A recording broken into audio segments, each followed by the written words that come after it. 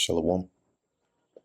First and foremost, I want to give all praises, honor, and glory to Yahweh, Bahasham, Yahweh Shai, Bahasham, Recha Kodesh. Double honors to the elders and the apostles of Great Millstone, and peace and blessings to the elect. And today we're going to go into the book of Zechariah, the 12th chapter. Okay, continuing from where we left off in the 11th chapter.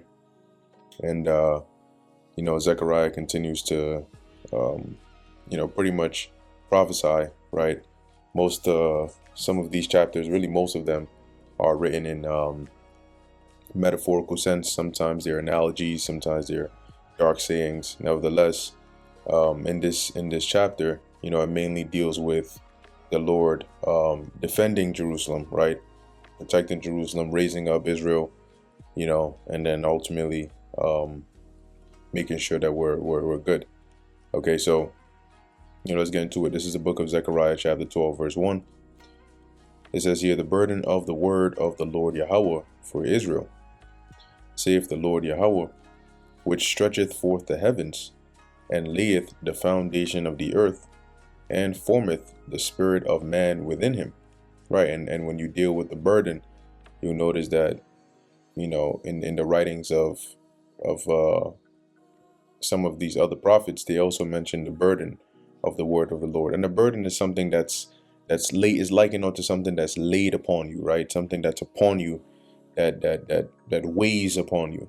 Okay, and in this case, the word of the Lord that Zechariah is speaking here is something that was going to take hold or be upon Israel, hence the burden.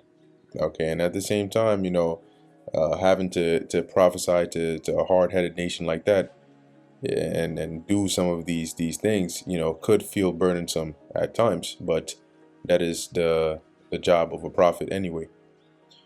Who stretcheth forth the heavens and layeth the foundation of the earth, right? Dealing with creation, which, when you really deal with the heavens and you even go right into the third heavens, the space, or not even the third, but just the atmosphere and space and all of that, you see how vast it is, right?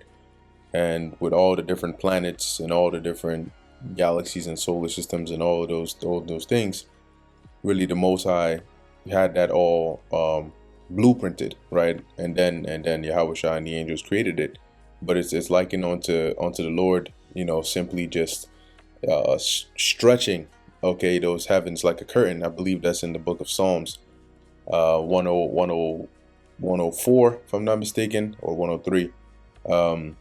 Stretching the heavens like a curtain, okay, and laying the foundations of the earth. When you lay the foundations of something, that's like the base level, right, where everything else is built upon it. So you can imagine the things that make the earth what it is, right? The base elements and all that come together, and so on and so forth. And then of course the spirit of man, so the creation of our spirits and all of that. Now, that's about as much detail as I can give you, because I don't know how a spirit is created or formed anyway. So verse 2, behold, I will make Jerusalem a cup of trembling unto all the people round about, when they shall be in the siege, both against Judah and against Jerusalem. And now what the Lord is doing here for the next couple of verses is, overall, the message here is that the Lord is going to defend Jerusalem. He's gonna make it to where anybody that tries to come against us is going to be unsuccessful. And he says that in analogical, through analogies here, where he's likening Jerusalem here onto a cup of trembling. And when you go into that word trembling, it deals with being like intoxicated or reeling or staggering, like one that is drunk. Okay, so the Lord says here, I will make Jerusalem a cup of trembling unto all the people round about, when they shall be in the siege, both against Judah and against Jerusalem. And what this really means is just for anybody that tries to come against us, because when you deal with a siege, you have an enemy that surrounds whoever their target is. Typically, they would have to do that because their target would have a fortress or would be a defensed city. So, they would surround them. They might dig a trench, whatever the case is. Maybe those being besieged, you know, they have the people on the towers that are shooting things, projectiles at the enemy, all that good stuff. The point here being, you cannot properly implement a siege if you're staggering or reeling or intoxicated. Okay, so that siege would come to naught.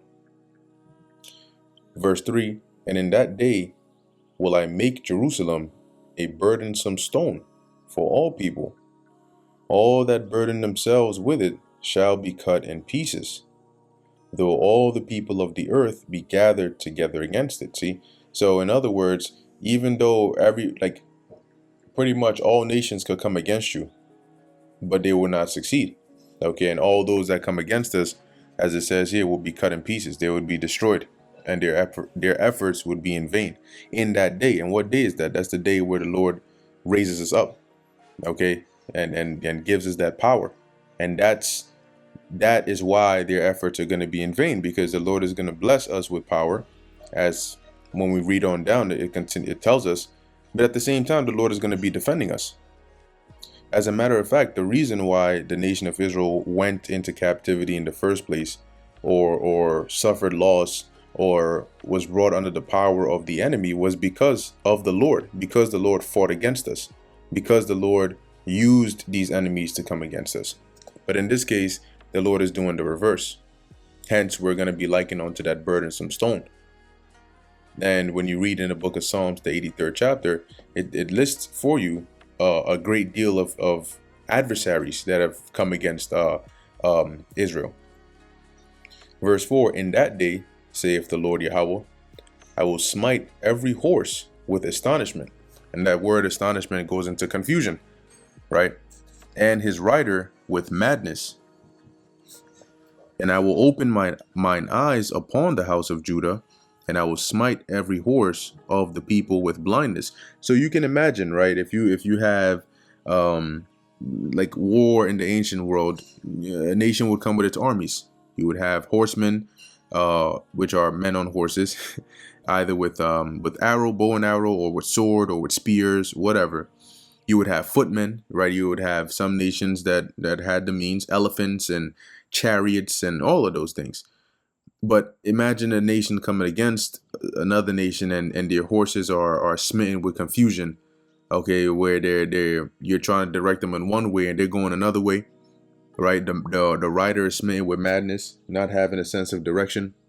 You cannot properly go to war or come against somebody in that state, in that condition, right? So that's, once again, the Lord basically saying that no, we're going to be invincible. Nobody's going to be able to do damage or harm to Jerusalem. But he's using these analogies here of likening Jerusalem to this cup that makes people intoxicated or trembling, so they can't really attack you, right? Or likening Jerusalem to a burdensome stone that anybody that tries to lift or move gets cut in pieces, right? Or likening, anybody that comes against Jerusalem, in a warlike sense, to like having their horses smitten with madness or confusion, their riders smitten with madness. So you pretty much get the point. And I will open mine eyes upon the house of Judah, which really what the Lord is saying here is he's gonna watch over, okay, the house of Judah, which obviously that spreads also to the rest of the nation, but it starts with Judah, as we're gonna read on down. And I will smite every horse of the people with blindness, right? Reiterating the point that was just made above. And the governors of Judah shall say in their heart, the inhabitants of Jerusalem shall be my strength in the Lord of hosts their God. And why are they going to say this? Because by seeing how, in other words, the Lord is going to make Jerusalem invincible against anybody, because he is going to be with us and he is going to fight with us. And so, as it says here, the governors, or even in some translations, they have it as the leaders of Judah shall say within their heart, meaning they're going to reason within themselves to say, damn, so long as we have, we're together, right? The inhabitants of Jerusalem, and we have the Lord Yahweh, we're pretty much invincible. And the Lord is saying all of this, right, as we keep on reading, in that day. And that's not at the time that Zechariah is prophesying this.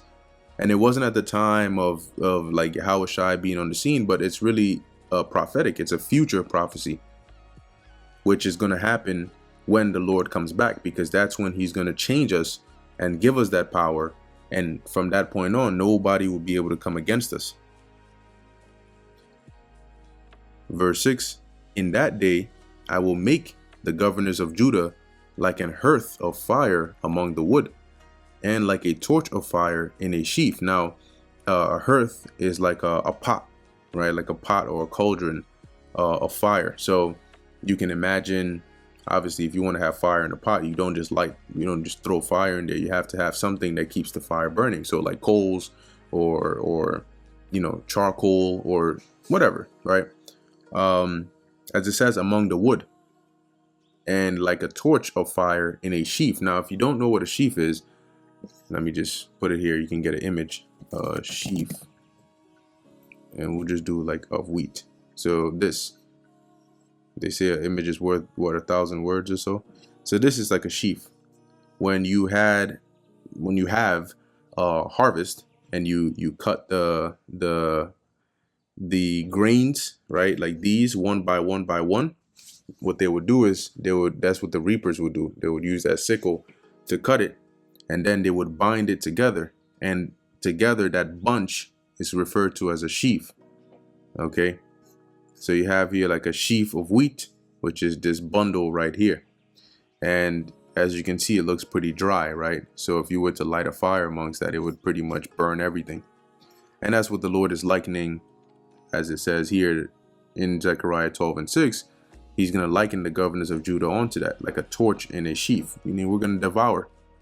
And you can imagine the enemies being the sheaf and the torch being, Israel or Judah in this sense. And they shall devour all the people round about, on the right hand and on the left. Devour doesn't mean that we're going to go around eating them like cannibals, obviously. Devour meaning that we're gonna have power over them, right? We're gonna take them over. We're gonna destroy them. But when I say destroy, I mean it in the sense of subjecting them under us. And of course, those that try to fight back will be put down. It says on the left hand and on the right hand and on the left, meaning everywhere. And Jerusalem shall be inhabited again in her own place, even in Jerusalem. Right. So at this time, the Lord is going to deliver the nation of Israel, right, starting with the elect, and bring us back to the land. And the land will be inhabited again with the actual Israelites. Verse 7, the Lord Yahweh also shall save the tents of Judah first, that the glory of the house of David and the glory of the inhabitants of Jerusalem do not magnify themselves against Judah. Right. So, and how did that manifest? How did the Lord save, right, the tents of Judah first? By bringing the way or the knowledge of salvation first to Judah, okay, or the tents of Judah being Judah, Benjamin, and Levi, starting over 2,000 years ago, right, when Yahushua came on the scene, but then also again in this time, when the Lord revived that spirit within us to open up our minds again to the path or the way of righteousness, which comes in the correct understanding of the Bible. And that started with the elders of our elders, right? The apostles of Great Millstone and their elders, which were, predominantly, if not all, from the tents of Judah, right? Judahites, Benjamites, Levites, okay, and then on down. And you notice it mentioned Judah first. So it doesn't mean that only Judites are going to be saved, all right, or only the kingdom of Judah, but it started there. And then eventually, you had more and more tribes the Lord put the spirit upon them to start to wake up and join and labor and so on. Okay, but remember that Judah is the head tribe. Okay, and so as we keep on reading, it says here, the Lord says he's going to do that the glory of the house of David, and when you go into that, it goes into like that Davidic line, and the glory of the inhabitants of Jerusalem don't magnify themselves against Judah. Yeah, because even though David was a Judite, right? His lineage would be Judites. It's the head tribe is the tribe of Judah, not just the line of David. Okay, and so the Lord is saying here, so that the tribe of Judah is not overshadowed by the glory of the inhabitants of Jerusalem or the line of David, they would be saved first. Verse 8, in that day shall the Lord Yahweh defend the inhabitants of Jerusalem. See, so that line I just read pretty much sums up everything we've read up until now. The whole point here that Zechariah is making is we are going to be in a good state because the Lord is going to defend us. He just says it in so many words. Okay, and remember, he's prophesying, right? And this is something that we do today. When we go out there and speak, there may be a point that you're making overall. Like, as a matter of fact, when you deal with the doctrine is really like a set of points, right, that we're making, and we're using precepts and examples and speaking in the spirit, explaining certain things to drive home that point. And so sometimes you're making a point on being delivered or judgment coming upon people, and you can say you can give so many different scenarios, right? It's going to be like, imagine if this happened here in New York turned into this, or, you know, like in the movie I Am Legend, or this, how they did that, and the third. If they wrote, if a book was written based on how we prophesied, it would sound like this, where there's a main point of the chapter, but we're using examples and references to drive that point home.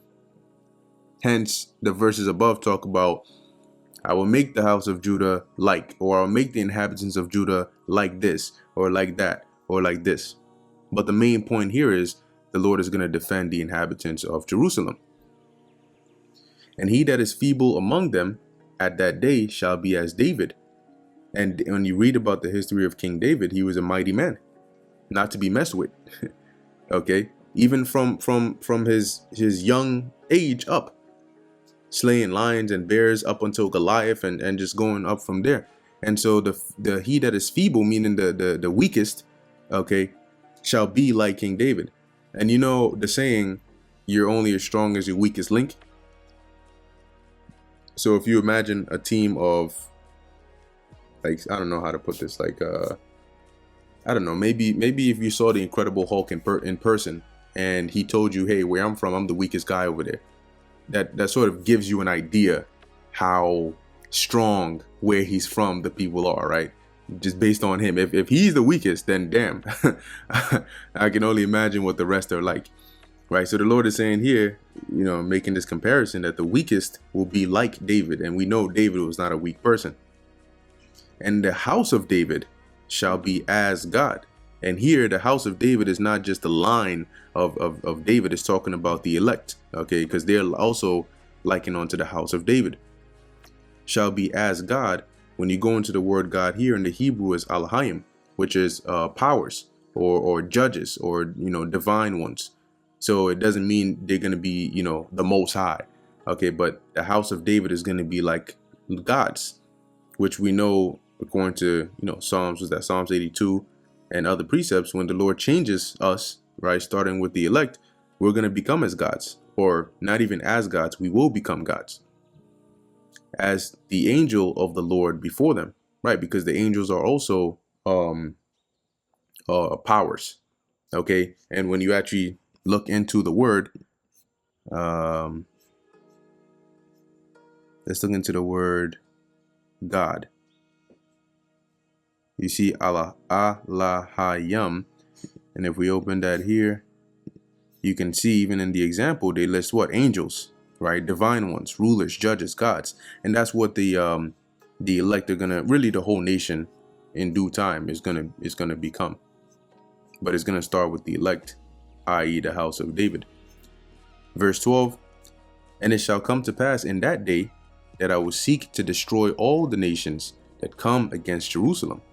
Because though the Lord brought them against us, they still harmed us, they still touched us, and we're the apple of the Lord's eye, right? Them touching us is like touching the apple of the Lord's eye. So the Lord is going to seek to destroy anybody that tries to come against us, because he promised us that we wouldn't be in fear anymore.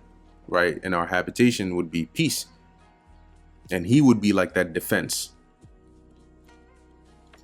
Verse 10, and I will pour upon the house of David and upon the inhabitants of Jerusalem the spirit of grace and of supplications. And they shall look upon me whom they have pierced, and they shall mourn for him as one that mourneth for his only son. And he shall be, Slakia, and shall be in bitterness for him as one that is in bitterness for his firstborn. Now, the spirit that the Lord is going to put, and this is really going to take place, post deliverance, right? The him, when it says they shall look upon me, whom they have pierced, that's talking about Yahushai. All right, the piercing is obviously Yahushai being crucified at the behest of Israel, or those wicked Israelites that pushed for it. But obviously it was prophecy anyway. And I'll get a precept for that, because in actuality, when you cross-reference Zechariah 12 and 10, one of the precepts that it gives you is John the 19th chapter, which we'll read in a second. But here, what the Lord is going to do basically is put back on that appearance. Right now, you can think of when you read in the New Testament how the Lord at the Transfiguration, where he basically transfigured himself to where now you could see him, and you could see what looked like who was it, Elijah and Samuel, if I'm not mistaken. Let's see, the Transfiguration. See if it tells us.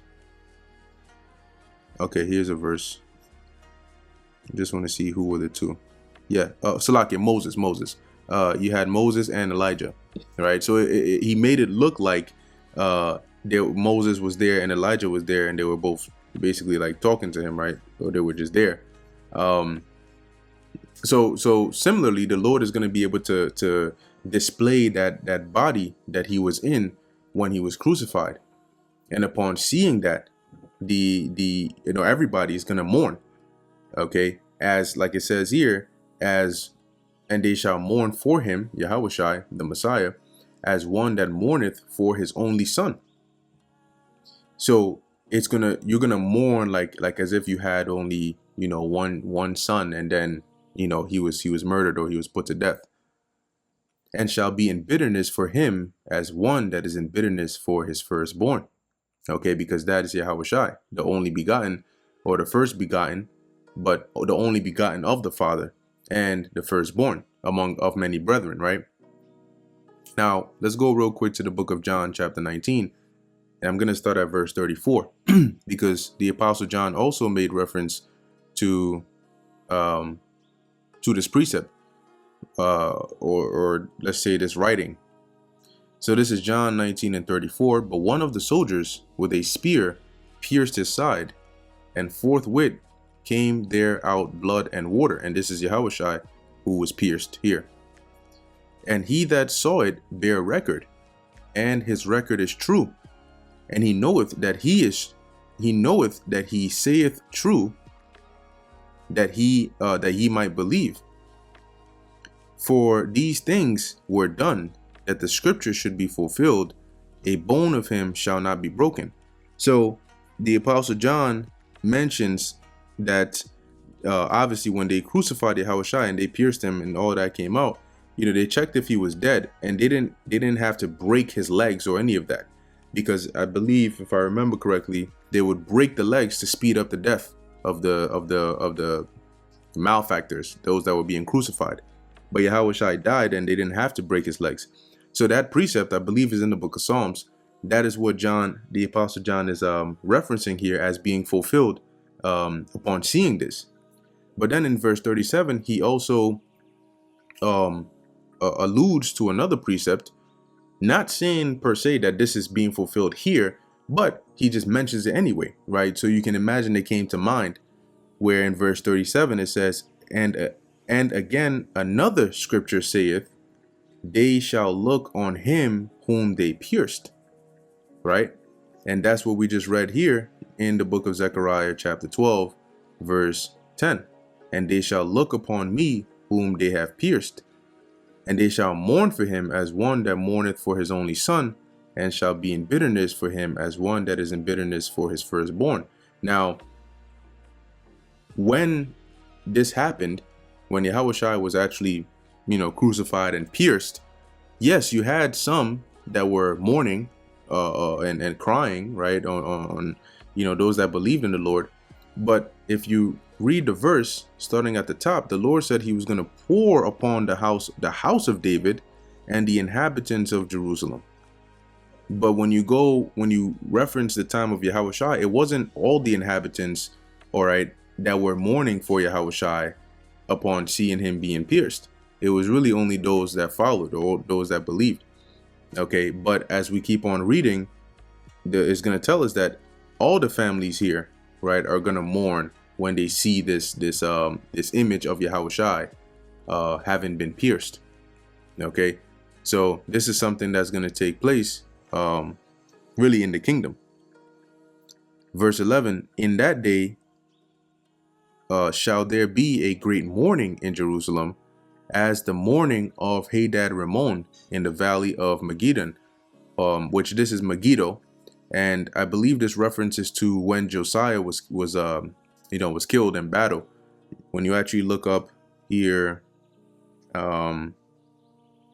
can look it up in the dictionary, in the Easton's Bible Dictionary, and just look up is that Hadad Ramon?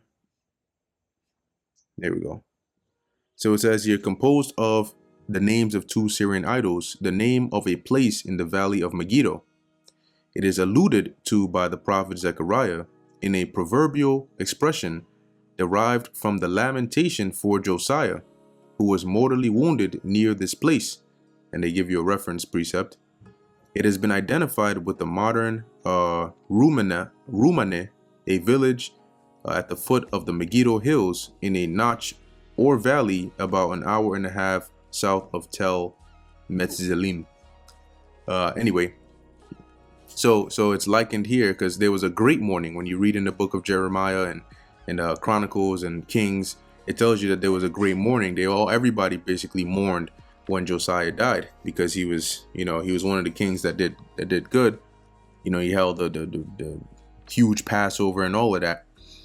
So that's like not an analogy, but an example or a reference that Zechariah is making here, right? That there's going to be such a great mourning like that which happened when Josiah died. And the land shall mourn, verse 12, every family apart, the family of the house of David apart, and their wives apart, the family of the house of Nathan apart, and their wives apart. Now keep in mind, we're still in the same context of mourning, right?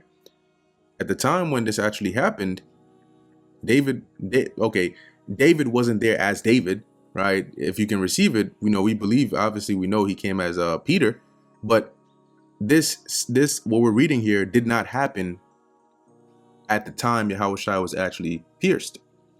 Okay, where the house of David and their wives, the house of Nathan and their wives, and the rest of them are all mourning, the whole land mourning, that didn't happen. So this is something that is actually going to happen in the future. It says here, and their wives apart, the family of the house of Nathan apart, and their wives apart, the family of the house of Levi apart, and their wives apart, the family of Shimei apart, and their wives apart, all the families that remain, every family apart, and their wives apart. And that brings us to the end of the book of Zechariah, the 12th chapter. So as we read, it was pretty much the Lord, or Zechariah prophesying about the Lord defending Jerusalem, defending Israel, raising us up, protecting us, putting us in a position where nobody can come against us, and also then it makes reference to how we're going to mourn when we see that image of Yahushua having been pierced. Okay. Anyway, with that, I'm going to end it here. Lord willing, that was edifying to the elect. In closing, I want to give all praises, honor, and glory to Yahweh, Bahasham, Yahushai, Bahasham, Rakha Kodash. Until next time, Shalom.